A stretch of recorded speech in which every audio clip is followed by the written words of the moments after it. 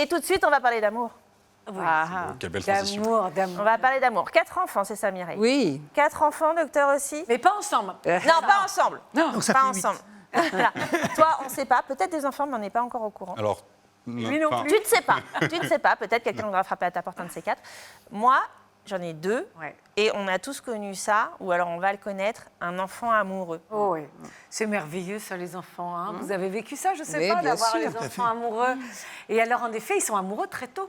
Hein, ils sont amoureux dès qu'ils rentrent en maternelle. Alors, on leur donne le sentiment amoureux. Parfois, c'est une émotion qui ressemble à de l'amitié, mais une amitié tellement forte qu'il y a une espèce d'attachement, hein, parfois, ou à un autre enfant.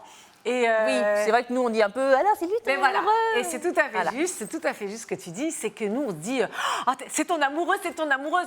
L'enfant qui a 4 ans, il n'exprime pas de cette manière-là, c'est qu'il est très attaché à cette personne. Et souvent, il y a des pédiatres qui appellent ça aussi un doudou, hein, parce que souvent ils ont besoin de toucher, hein, ils ont besoin d'être là à côté, c'est comme un doudou. Et alors c'est important. Là où ça peut poser parfois un peu problème, c'est lorsqu'il a énormément besoin de l'autre enfant. Ça, il faut faire un petit peu attention, hein, ce n'est pas la peine qu'il soit extrêmement collé. Il y a des enfants en maternelle qui sont très amoureux, mais qui rejouent parfois un jeu du papa et de la maman. Hein, voilà, donc ils rejouent ça, c'est un jeu, on appelle ça les jeux d'imitation. Et après, un peu plus tard, et vous le disiez aussi tout à l'heure, c'est que quand ils rentrent en CP, ils sont moins amoureux. Hein, Oui, les copains généralement, qui comptent. les filles, c'est nul, les garçons, Voilà. voilà, c'est En plus, naze. ils sont vraiment, ils sont dans la période de latence, donc c'est plutôt tout ce qui est connaissance. Ils sont vraiment à fond là, normalement, hein, et les acquisitions. Et ils sont plus les copains et les copines. Ça, c'est vraiment très, très important. Et hop, on a un autre glissement arrivé à l'adolescence, où là, ils sont de nouveau amoureux. Ah oui. Le premier baiser, dit-on, arrive Ah. vers 13 ans. Bon, Salade En de moyenne. langue. en moyenne à 13 ans. Et alors, c'est merveilleux d'être amoureux, vraiment. Moi, je me souviens d'une maman qui m'avait posé la question et qui m'a dit moi, ça m'ennuie qu'il aille voir sa copine trop souvent.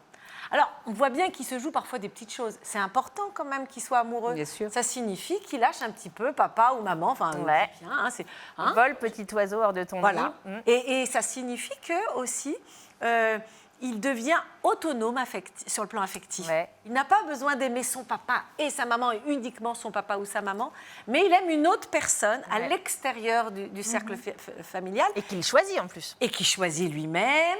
Et en plus, donc là, sur le plan de l'autonomie affective, il y a des choses qui sont intéressantes, vraiment intéressantes. Mais il ne faut pas non plus qu'il surinvestisse cette relation.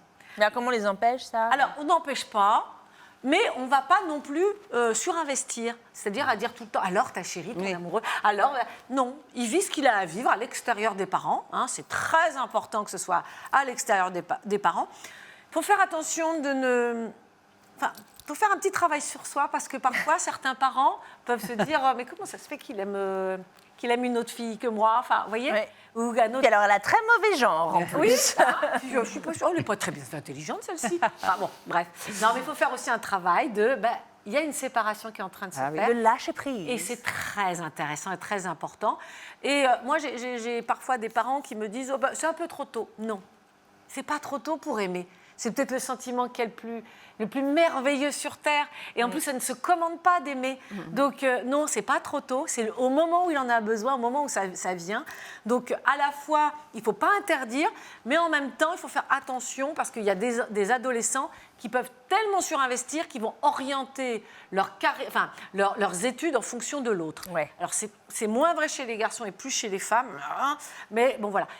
Concernant, et pour terminer, les chagrins d'amour, puisqu'on l'a évoqué aussi. Très vite, très vite. Ouais, et les chagrins d'amour, ça existe. C'est pas pour de faux. Ils sont vraiment, Même quand ils vraiment sont mal. petits. Donc il faut accompagner, être présent sans en faire trop, mais il faut vraiment être présent. On ne sous-estime pas le chagrin d'amour de l'enfant de sous-estime 4 pas ans. parce qu'il souffre, vraiment. Merci Marie-Ange. Bien sûr, on retrouve Marie-Ange sur terreéducation.com pour mieux vivre notre parentalité épanouie.